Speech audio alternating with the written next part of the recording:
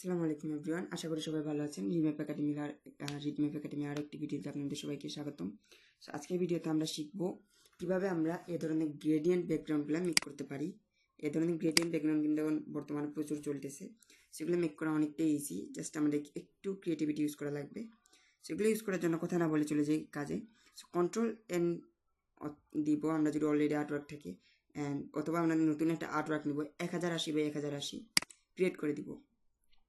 এখন আমরা চলে যাব পিন্টারেস্টে।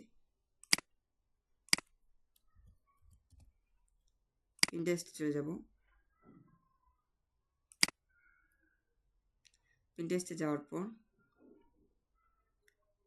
আমরা ধরেন এই ব্যাকগ্রাউন্ডটা নিতে চাচ্ছি, অথবা আমরা এখানে সার্চ করে দিব গ্রেডিয়েন্ট শেপ ব্যাকগ্রাউন্ড। সো এখান থেকে আমরা একটা ব্যাকগ্রাউন্ড নিয়ে নিব আপাতত।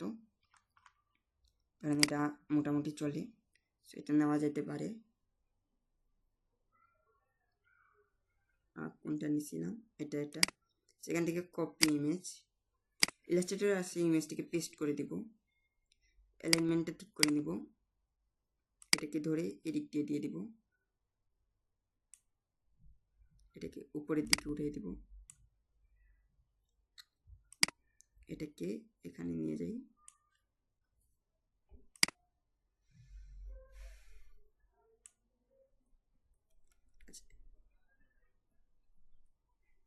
এটাকে আমি একটু উপরের দিকে নিয়ে নিই। মোটামুটি আমার পেজের মতো একটু সিলেক্ট হয়ে গেলে আমি এখন এটাকে নিয়ে কাজ শুরু করতে পারি। প্রথমে আমি এটাকে সিলেক্ট করে অবজেক্টটিকে ক্রিয়েট গ্রেডিয়েন্ট মেশ 4x5 নিয়ে নিব। ওকে, সো গ্রেডিয়েন্ট মেশ আমার ক্রিয়েট হয়ে যাওয়ার পর একেবারে ইজি কাজ, একেবারে সিম্পল। এগুলো কিন্তু এডবিসটাকে প্রচুর ডিমান্ড আছে, আপনারা অলরেডি জানেন।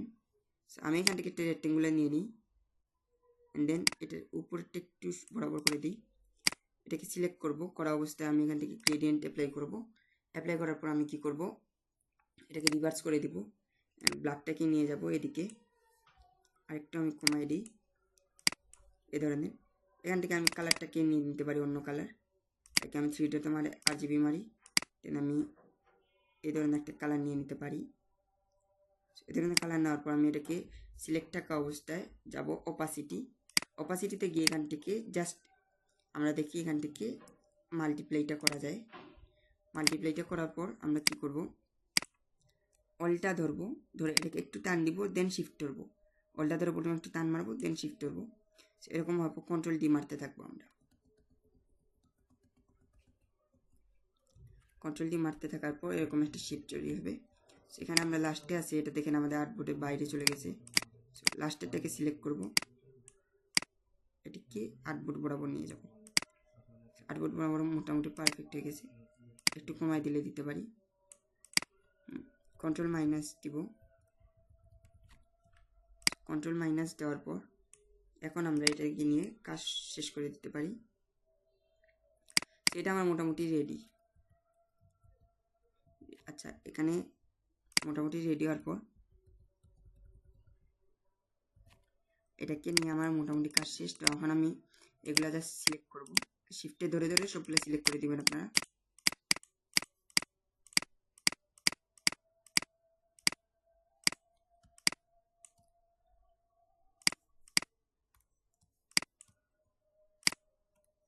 শিফটে ধরে সবগুলো সিলেক্ট করার পর কন্ট্রোল জি দিয়ে গ্রুপ করে দিবেন। এটার অপাসিটিতে চাইলে আপনারা একটু কমাতে পারেন। এখান থেকে আমি ধরেন 70 করে দিই, যদি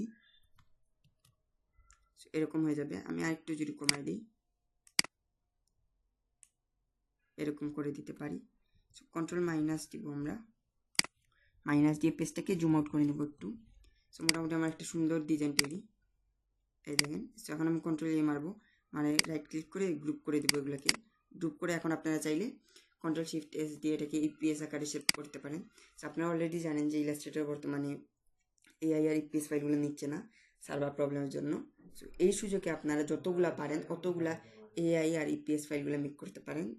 অ্যান্ড এগুলো মেক করলে আপনারা পরবর্তীতে যখন সার্ভার ঠিক হয়ে যাবে তখন আপনারা উড়াধুরা পরিমাণে আর কি ফাইলগুলো আপলোড করতে পারবেন। অ্যান্ড এই ফাইলগুলো আপলোড করে আপনারা প্রচুর পরিমাণে ডলার কামাতে পারবেন। সো ফাইলটাকে জাস্ট এভাবে আপনার ইলাস্ট্রেটরে সেভ করে দিবেন।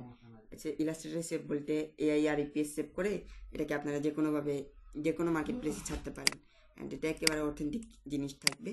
সো এটা একেবারে মিনিমালি ফাইল। সো এগুলা আপলোড করলে প্রচুর পরিমাণে আপনি ডাউনলোড পাবেন। ইভেন্টে অনেকে 1000+ রিসেন্ট টপ সেলারে বর্তমানে প্রচুর ফাইল দেখা যায় এরকম ফাইল, কিন্তু তাদের ডাউনলোড বেশি। সো ভালো থাকবেন সবাই, সুস্থ থাকবেন। আসসালামু আলাইকুম।